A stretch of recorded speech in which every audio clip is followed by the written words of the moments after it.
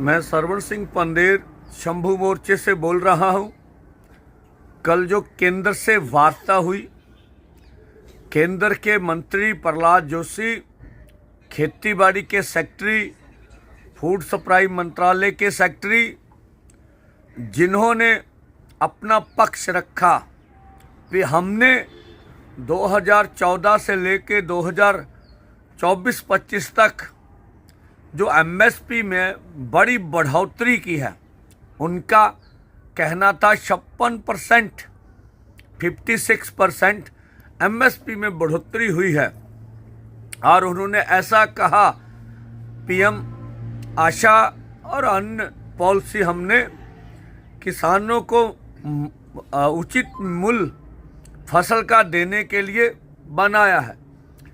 जब केंद्र ने अपनी बात रख ली तो फिर किसान लीडर्स ने अपनी बात उनके समक्ष रखी कि अगर हम देखें, जहां आप बता रहे हैं कि 56% एमएसपी के ऊपर बढ़ोतरी हुई है, वहां पर अगर जो हमारे इनपुट्स हैं, जो हमारी लागतें हैं, जो महंगाई है, वो 59% के रूप में बढ़ गई है इन्हीं 2014 से लेकर 24 तक। तो इस मूल्य का हमें कोई फायदा नहीं है। हमने छत्तीसगढ़ का आंकड़ा, मध्य प्रदेश का आंकड़ा उनके समक्ष रखा कि मध्य प्रदेश की सरकार ने किसानों के साथ मिलकर 6000 लागत मूल्य सोयाबीन का तय किया, लेकिन केंद्र की एमएसपी 4800 कुछ रुपए थी और फसल उससे 1000 रुपया नीचे पर बिकी।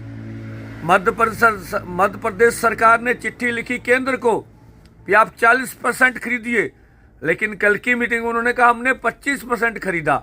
तो जो किसानों को अगर जो केंद्र दावा कर रहा भी मूल्य मिल रहा है, तो फिर ये आंदोलन की क्या जरूरत थी? किसान कर्ज के कारण खुदकुशियां को कर रहे हैं। और हमने कहा कि हमारी, आप बोल रहे हैं कि एमएसपी से ऊपर बहुत सी फसलें बिक रही हैं, उनका कहना था। हमने कहा तब फिर हमारा तर्क और वाजिब हो जाता है कि आप एमएसपी लीगल गारंटी कानून बनाइए। और इसके ऊपर केंद्र सरकार निरुत्तर हो गई। उन्होंने कहा अभी आज कृषि मंत्री नहीं हैं, तो अगली वार्ता हम आपसे 22 को करेंगे। और हमने कहा यह वार्ता का स्थान नई दिल्ली होना चाहिए। तो आगे देखते क्या निकलता। अगर केंद्र वार्ता जारी रखना चाहता है तो हमें कोई भी आपत्ति नहीं, हम चाहते बातचीत से मसलों का हल हो। ये जो एमएसपी लीगल गारंटी कानून है, यह विल पावर का सवाल है। अकेले एमएसपी लीगल गारंटी कानून के ऊपर ही चर्चा हो सकी, अन्य मांगों के ऊपर चर्चा नहीं हुई। हमने केंद्र से आग्रह किया है कि आपने जो हमें देश की राजधानी में जाने नहीं दिया, जो ये रोड्स ब्लॉक हैं, इससे पंजाब हरियाणा की आर्थिकता का नुकसान हो रहा है, ट्रांसपोर्टर का नुकसान हो रहा है, या हम लोगों को मुश्किलें आ जानी हैं। रोड पर बैठना हमारा अनक का सवाल नहीं है, मजबूरी जरूर है। हम अपने जो हक है वो लेना चाहते हैं डेमोक्रेसी में। तो ये कल की वार्ता का निष्कर्ष हम आपको बता रहे हैं। और जो आज बाहर से डिबोट होकर फिर जो देश में युवा आ रहे हैं, उन युवाओं का सभी स्टेट की राज्य सरकारें, केंद्र सरकार उनके पैसों की भरपाई और उनको रोजगार दें, ऐसा हम मानते हैं। और ये भारत में बेरोजगारी का बोलता जागता सबूत है।